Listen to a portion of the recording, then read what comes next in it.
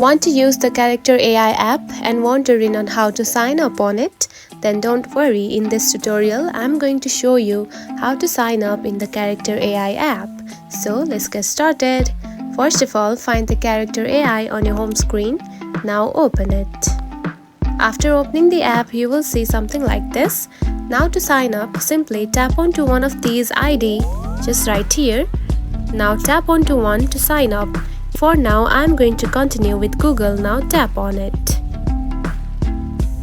Now tap on to continue. Now wait for a few seconds. Now choose one of the IDs of the Google, just like this. Then tap on to continue again. Now add your birthday just like this. Tap on to join just right here. Now you can simply choose your interests just like this. Then tap on to next. And now you can see you have been signed up in the Character AI app. If you found this video helpful, don't forget to like and subscribe for more tips. Thanks for watching.